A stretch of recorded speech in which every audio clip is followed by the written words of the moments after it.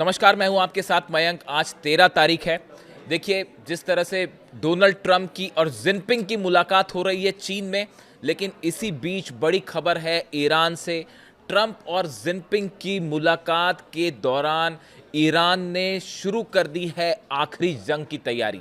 एक बड़ी war drill हो रही है हॉर्मूज के आसपास, और ईरान ये मानकर चल रहा है कि जैसे ही ये मुलाकात खत्म होगी उसके बाद ईरान पर एक बड़ी स्ट्राइक हो सकती है और ईरान पर बड़ा ग्राउंड ऑपरेशन हो सकता है। देखिए, जो ड्रिल जिस नेचर की ड्रिल कर रहा है ईरान, वो ये मान के चल रहा है कि एक बड़े ग्राउंड ऑपरेशन के तहत ईरान पर हमला किया जा सकता है। और तेहरान ही नहीं, खार्ग आइलैंड के आसपास, केशम आइलैंड के आसपास, फारस की खाड़ी में, तीनों जगह एक साथ बड़े हमले हो सकते हैं और अमेरिका के पैराट्रूपर्स लैंड भी कर सकते हैं।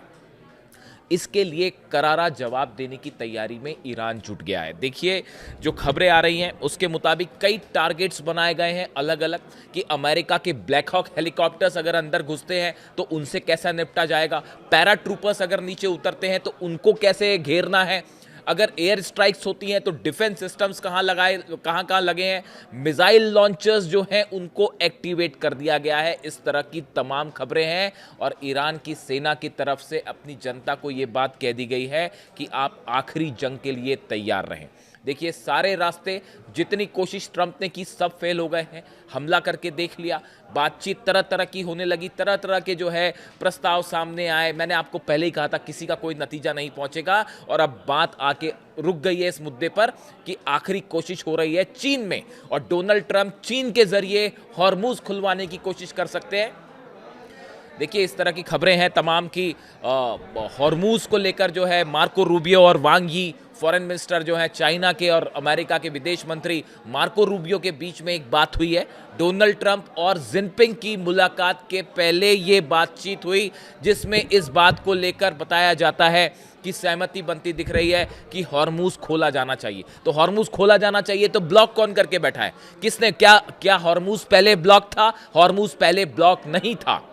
ईरान ने कभी हॉर्मूज ब्लॉक नहीं किया। यह ब्लॉकेज तब हुआ जब अमेरिका अपनी सेना लेके हॉर्मूज में पहुंचा। जब 17 जंगी जहाज लेके डोनाल्ड ट्रंप वहां पहुंचे तब हॉर्मूज ब्लॉक हुआ। ईरान ने कभी ब्लॉकेज नहीं किया था हॉर्मूज को। और अब हालत यह है कि वहां पे 17 जहाज खड़े हुए हैं, लेकिन ईरान ने अपनी पूरी ताकत झोंक दी है कि अगर किसी तरह का भी हमला होता है तो उसका करारा जवाब दिया जाएगा। जवाब की बात सिर्फ हॉर्मूज में नहीं है। एक खबर जो कि डिफेंस एक्सपर्ट्स के बीच में तेजी से वायरल है, पेंटागन में चिंता का विषय है, और तमाम जो डिफेंस, देखिए, डिफेंस से जुड़ी जो खबरें आती हैं, दो तरह की खबरें आती हैं। एक खबर होती है जब कोई देश दावा करता है कि हाँ, हमने इस मिसाइल का टेस्ट किया, पूरी दुनिया देखती है कि मिसाइल का टेस्ट किया, किसी हथियार का टेस्ट हुआ है, किसी तरह की डील हुई है, इस तरह की तमाम जानकारियां होती हैं। लेकिन एक खबरें डिफेंस जो एक्सपर्ट्स होते हैं उनके बीच में वो होती है जिसमें हथियारों का निर्माण हो रहा होता है, लेकिन वो रिवील नहीं किया जाता, उसके बारे में दुनिया नहीं जानती।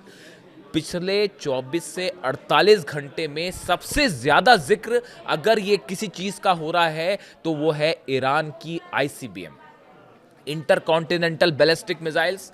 अब इसका जिक्र क्यों हो रहा है आप ये भी समझिए। मैंने अपने पिछले वीडियो में इसका हल्का सा जिक्र किया था, लेकिन ये एक अलग पूरा मुद्दा है जिस पर चर्चा होनी चाहिए, और ये खासकर उस ट्रंप और जिनपिंग की मुलाकात के बीच चर्चा का मुद्दा बना हुआ है। IRGC से जुड़े कुछ सूत्रों ने इस तरह का दावा किया है कि ईरान के एक अंडरग्राउंड मिसाइल सिटी में ICBM बनाने का काम बड़ी तेजी से हो रहा है, और कई ICBM के वर्जन्स तैयार हो गए। एक फिगर भी चल रहा है मीडिया में कि 500 से ज्यादा ICBM तैयार हैं। इस तरह की खबरें आ रही हैं। देखिए, ये ICBM वाली बात कब शुरू हुई? ICBM वाली बात तब शुरू होती है जब अचानक ये जो जंग हुई, इसके पहले की बात है, 12 दिन की जंग के बाद की बात है। मैंने इस पर वीडियो भी किया था। अचानक से कुछ सैटेलाइट्स ने, रडार्स ने एक प्रोजेक्टाइल को ट्रेस किया था, जिसमें ईरान से एक मिसाइल फायर की गई जो कि बड़ा लंबा डिस्टेंस करते हुए, क्रॉस करते हुए रूस के साइबेरिया में जाकर गिरी थी। इस तरह का ट्रैक हुआ था सैटेलाइट्स में कुछ इमेजेस कैच हुई थी, रडार ने कुछ सेंसर्स ने जो है वो कैच किया कि भाई एक लॉन्ग रेंज मिसाइल फायर हुई है ईरान से जो रूस तक गई। उस समय भी इसको लेकर तमाम जगह खबरें थी कि क्या ये आईसीबीएम थी किसी तरह की, लेकिन कई दावे इस तरह के भी हुए कि क्या रूस ने ही या चाइना ने अपनी कोई मिसाइल प्रोवाइड की है। इस तरह की तमाम खबरें थी, स्पेकुलेशन थे। लेकिन अब जो दावे हो रहे हैं, बताया जा रहा है कि जब से ये सीज फायर हुआ, 40 दिन की जंग हुई, उसके बाद से जो सीज फायर हुआ है, इस सीज फायर के दौरान ईरान ने अंडरग्राउंड फैसिलिटी में अपने आईसीबीएम के प्रोग्राम को तेजी से एक्टिवेट किया है और बड़ी संख्या में मिसाइल्स आईसीबीएम्स बन के तैयार है। अब ये दावा देखिए ऐसा है कि ये आरजीसी की तरफ से कोई क्लेम करते हुए कोई जानकारी नहीं दी गई है, ये सोर्सेस के हवाले से खबरें हैं जो आपको कई जगह मिल जाएंगी। लेकिन जब भी इस तरह की कोई खबर ईरान से आती है तो पेंटागन के कान खड़े हो जाते हैं, सीआईए के कान खड़े हो जाते हैं, अमेरिका अलर्ट हो जाता है। क्योंकि देखिए कई बार इस तरह की बातें आ चुकी है, पहले भी कहा जा चुका है कि ईरान वो कैपेबिलिटी विकसित कर रहा है कि वो सीधा वॉशिंगटन और न्यूयॉर्क को हिट कर पाए। इस तरह के दावे कई अमेरिकन सांसद जो हैं उन्होंने किए, कई एक्सपर्ट्स ने भी इस तरह की बातें कही। उसको लेकर उस समय ये कहा गया कि अमेरिका ईरान पर आरोप लगाने की कोशिश कर रहा है, तमाम इस तरह की बातें हैं।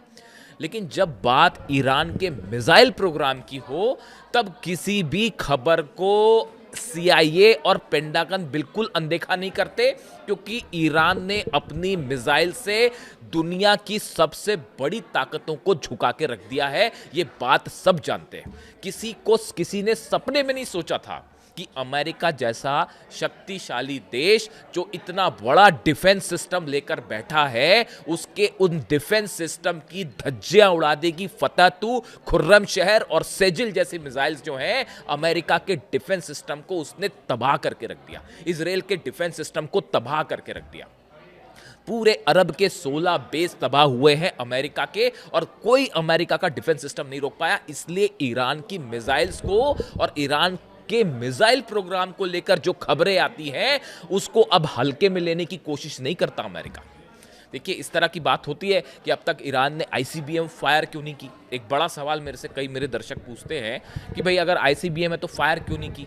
देखिए ईरान की तरफ से बार बार ये बात कही जाती रही है, पिछले 5 महीने से ये बात कही जा रही है, इस जंग के कहीं पहले से, कि इस बार हमला होगा तो एक बड़ा सरप्राइज होगा, हम वो टारगेट हिट करेंगे जो कोई सोच भी नहीं सकता। इस तरह के बयान आ रहे थे लगातार पिछले 5 महीने से। एक बड़ा दावा ये हो रहा है कि क्या पिछले 5 महीने से ईरान इस बड़े आईसीबीएम प्रोजेक्ट पे काम कर रहा है। देखिए पिकेक्स माउंटेन के नीचे जो पहाड़ियाँ हैं, पिकेक्स माउंटेन में जो पहाड़ियाँ हैं, इसके नीचे जो सुरंगें बनी हुई हैं, इसमें क्या हो रहा है कोई नहीं जानता। दुनिया का कोई बंकर बस्टर बम इसको तबाह नहीं कर सकता। और यहाँ पर ग्राउंड ऑपरेशन करना ऐसा है जैसा शेर की मान में आप जाके खड़े हो जाइए, फिर शेर करेगा जो करना है।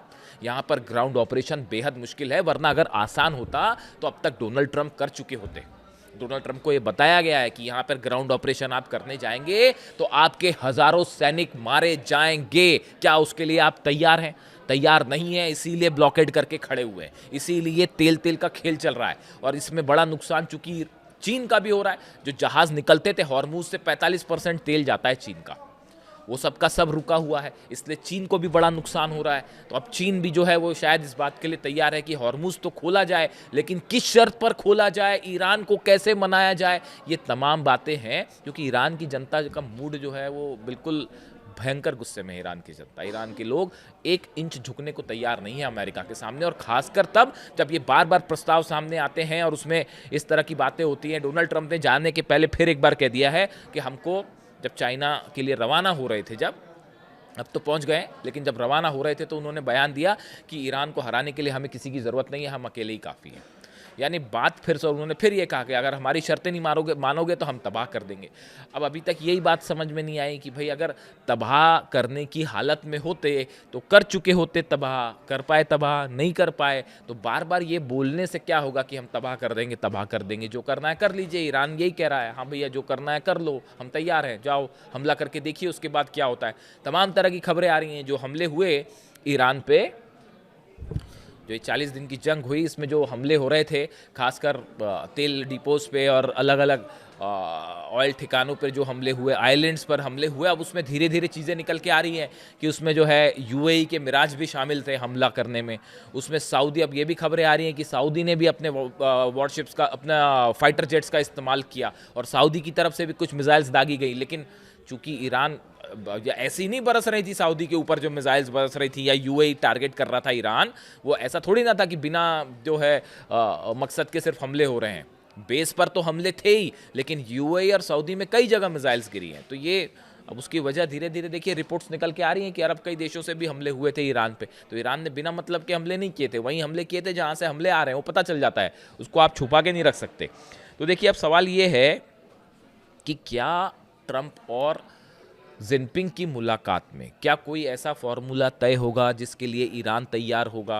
लेकिन बात वही है, सवाल हॉर्मुज खोलने का है। अगर आप मेरी व्यक्तिगत राय माने तो, अगर आप मेरी राय पूछेंगे तो हॉर्मुज खोलने के लिए तो एक बार फिर भी कोशिश हो सकती है। अगर पुतिन चाहेंगे और जिनपिंग चाहेंगे तो ईरान को इस बात के लिए कुछ हद तक राजी किया जा सकता है कि हॉर्मुज खुला। अरे तो ईरान तो पहले ही ब्लॉक करके नहीं बैठा था भैया, वो तो आप अपने जहाज लेके आए। ये तो डोनाल्ड ट्रंप की जिद है जिसकी वजह से पूरी दुनिया में हाहाकार मचा हुआ है। आप बताइए, आज पूरी दुनिया परेशान है, पूरी दुनिया परेशान है तेल के लिए। जो हालात अलग अलग देशों में है, जो खबरें हिंदुस्तान से हैं, एशिया से है, यूरोप से है, उन खबरों में आप देख लीजिए क्या हालात है। और इसके लिए जिम्मेदार कौन है? सिर्फ एक जिद। अब सवाल ये है कि डोनाल्ड ट्रंप कब तक वहाँ खड़े रहेंगे अपने जहाज़ लेके? ज़्यादा दिन खड़े नहीं रहेंगे, इसीलिए आखिरी कोशिश चीन के जरिए हो रही है। लेकिन अगर ईरान इसके लिए भी तैयार नहीं है, मामला देखिए हॉर्मुज से ज़्यादा बड़ा मामला है यूरेनियम का। ईरान अपना यूरेनियम किसी हालत में नहीं देगा, और अब तो ये भी कह दिया गया कि 90% एनरिच करेंगे अगर हम पर हमला किया तो। इसका सीधा सीधा मतलब है, देखिए कोई भी देश कभी ये नहीं कहता कि हम 90% एनरिच करेंगे। फ्यूचर टेंस में कभी बात नहीं होती। कोई भी देश जब ये बयान देता है, इसका मतलब होता है कि वो ऑलरेडी उसने वो चीज़ कर ली है।